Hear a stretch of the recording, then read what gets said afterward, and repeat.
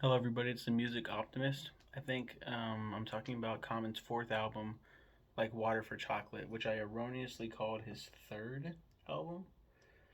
I think that I was in the process of so he used to be Common Sense.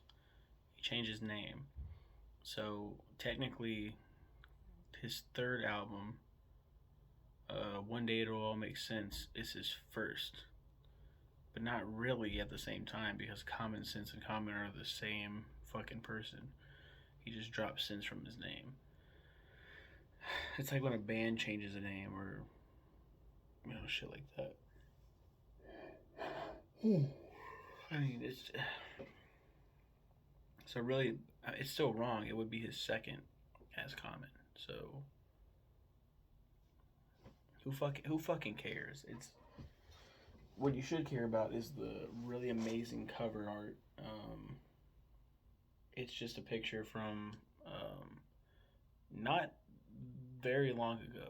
Um, like we're 2023, the 1960s, 50s don't feel like that far. Um, don't feel that far away. They do, but when you think about it, it's not that old. We were going through civil rights shit, and here is a picture, black and white, of a black woman drinking from a water fountain that says "colored only." Um, Fucking crazy to think about that shit. And then people just I can't hear you. I can't hear you. It's like you can. Your ears are open. You just refuse to see history. Those who fail to learn about history are doing to repeat it. That shit. They don't know their history. Let's just forget about it. Let's forget it ever happened. And then when it happens again, we won't be so stunned. We won't be like, what? We're just like, oh, I mean, I guess this is fucking dumb. The title "Like Water for Chocolate" comes from the 1989 Laura Esquivel novel "Like Water for Chocolate," which was adapted into the movie of the same name in 1992.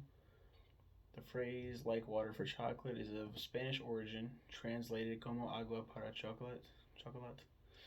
I kind of butchered that. "Como agua para chocolate." In many Latin American countries, hot chocolate is made with water rather than milk. The phrase refers to someone who has reached their boiling point, like water ready to be used to make chocolate. Um, Lyrical content. Um, Track listing. There's a lot of There's a lot of songs. Holy shit! I've been loving this journey of Common's growth, so I'm actually really pumped for this one. Damn good rapper. Let's see how he does this time. Favorite song? Time Traveling, a tribute to Fila. Fila Anukwalapu Kuti, also known as Abame Ida, was a Nigerian musician bandleader. I probably really fucked up his name. Sorry. Heat, Cold Blooded, featuring Roy Hargrove. And the first one was featuring Mojica. Vinya Mojica. Roy Hargrove again. And Femi Kuti. Doing It, which is spelled Doinit. Doing It. The Light. I think The Light's really good. Funky for You, featuring Bilal and Jill Scott. The Questions, featuring Mos Def, who's now Yassine Bey. Time Traveling, Bree Prize. The Sixth Sense, featuring Bilal. A film called Pimp, featuring Bilal and MC Light. Nag Champa, Aphrodisiac for the World. Thelonious, featuring Slum Village. Payback as a Grandmother. Ghetto Heaven Part 2. I used to think it was Get To, having it as Geto, featuring D'Angelo. And I think this is the one that's like Ghetto Heaven. Either this one or is there another Ghetto Heaven? Was Ghetto Heaven from a different one? I'm confused. No, that's the one. Ghetto Heaven Remix.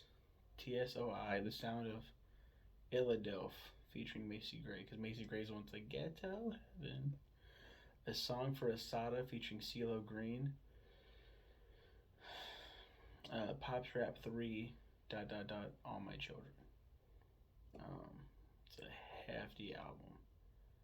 77 minutes, 51 seconds. My favorite was Ghetto Heaven Part 2. This one was okay, maybe a little bit better than One Day It'll All Make Sense, but man, it's tough to choose. The consistency of this dude is great, save for that first album. Save for that first album. My favorite song featured D'Angelo and it's smooth as fuck. My only problem with it is the title of the song. It's spelled Geto, but pronounced as ghetto. Confusing as fuck, man. But yeah, another fantastic album. Thanks go to Ray Watson for requesting this album. Thank you, Ray. I love you, Ray. He commented on my last video though. He was like, I requested this so long ago. It's like, yeah, I reviewed it back in 2020, which is still long. It's still like I think he requested these 2019. It was right before he left. Because when he left, it all went downhill. That was my rock. That was my. Every time he'd come in the break room, I'm like, oh my god, please give me some of that serotonin. Give me some endorphins. Something to get me through this shitty fucking life. He was awesome. He is awesome. Still is. Every time I think about him, I'm like, he helped me. He helped me feel better. And look at this, giving me some amazing content to look at. This beautiful artistry. Yeah, thank you, Ray. I gotta see more of his stuff. If you're in the metro area, the Kansas City, just in Missouri, just mostly by Kansas City, go check out Ray. He's an actor. To Ray Watson. Anything that he's in, because he's exceptional. I should probably plug his stuff, right? I should probably plug him as a pause. Wait.